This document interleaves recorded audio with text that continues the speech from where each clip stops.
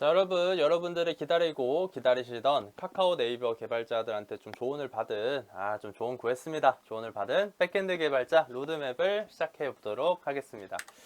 자, 일단 백엔드 개발자라는 것은 서버와 데이터베이스, 하드웨어, 네트워크, 인프라, 호스팅 등을 담당하는 영역이고요. 첫 번째는 CS 지식이 필요합니다. 컴퓨터 사이언스 지식이라고 일컬어지고요. 디자인 패턴, 네트워크, 자료구조, 데이터베이스, 운영체제를 일컫는 겁니다. 사실 모든 개발자에게 필요하긴 한데 백엔드 개발자에게 조금 더 특히 더 필요한 지식이기도 합니다. 면접을 위한 CS 전공 지식 노트를 추천을 하고요.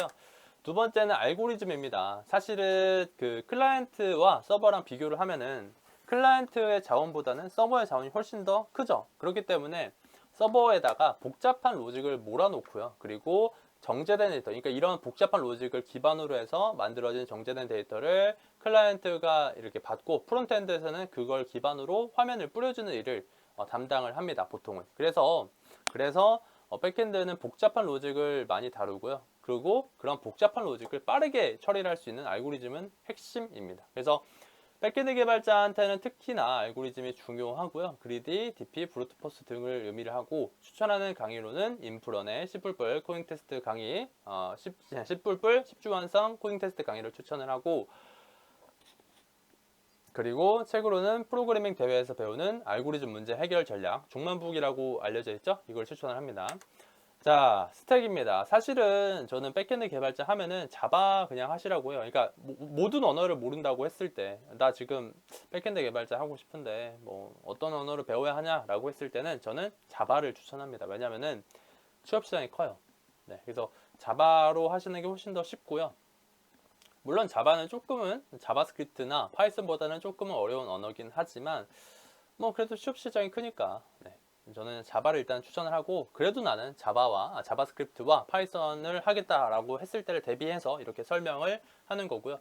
일단은 부트캠프로는 부스트 코스를 추천을 해요. 이게 무료이기도 하고 네이버에서 하는 건데 되게 좋아요. 그리고 부스트 코스 수료생이 네이버 개발자가 되는 경우도 되게 많아요. 제 동기도 부스트 코스 이후에 들어왔어요.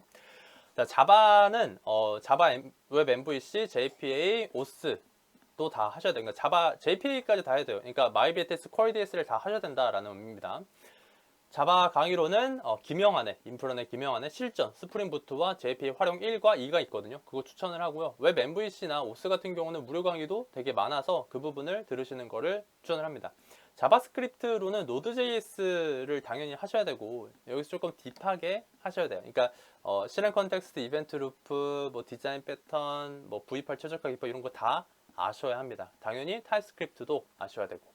추천하는 책으로는 실시간 모니터링 시스템을 만들며 정복하는 매분, 그리고 노드.js 디자인 패턴 바이블을 추천을 하고요.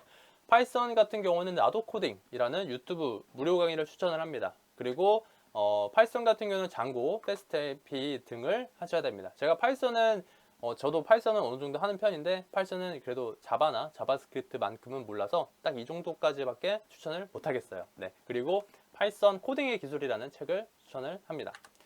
데이터베이스는 몽고디비 MySQL, PostgreSQL, Redis, Memcached 데이터베이스를 다 공부를 하셔야 돼요. 몽고디비 같은 경우는 몽고디비 완벽 가이드라는 책을 추천을 하고요. 네오포제는 좀 알면 좋습니다.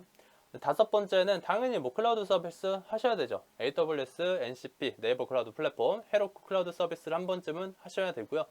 GraphQL 그리고 gRPC, SRE를 한 번 정도는 공부를 하셔야 돼요. 이 gRPC 같은 경우는 조금 더 중요도가 높은데, 왜냐면은 그러니까 많은 사용자들을 처리하는 서비스들은 다 MSA, 마이크로 서비스 아키텍처를 쓰거든요. 그럼 마이크로 서비스 아키텍처를 할 때 핵심이 되는 게 바로 gRPC거든요. 네, 그래서 gRPC 공부를 하셔야 되고, 젠킨스나 트래비스 CI, CI 그리고 CD 이런 거도, 그러니까 이게 아마 Continuous Deployment와 Continuous Integration일 겁니다. 그래서 젠킨스나 트래비스를 통해서 CI/CD가 뭔지를 조금 더 알아보시는 걸 추천을 하고요. 추천하는 책으로는 SRE를 위한 시스템 설계와 구축을 추천을 합니다. 네. 이렇게 백엔드 개발자 로드맵에 대해서 좀 살펴봤어요. 여러분, 백엔드 개발자가 사실은 좀 매력이 있습니다. 왜냐면은 약간 뒷단을 책임집니다. 나는 약간 우직한 사람이다. 약간 이런 느낌도 들고 네, 좋기도 합니다. 그래서 제가 지금까지 설명한 이 5가지를 차근차근 꾸준히 학습을 하시다 보면은 뭐 어느 정도 먹고 사는 백엔드 개발자가 될 것 같아요. 네, 아무튼 이렇게 카카오, 네이버 개발자들에게 조언을 받은 백엔드 개발자 로드맵을 살펴봤습니다. 감사합니다.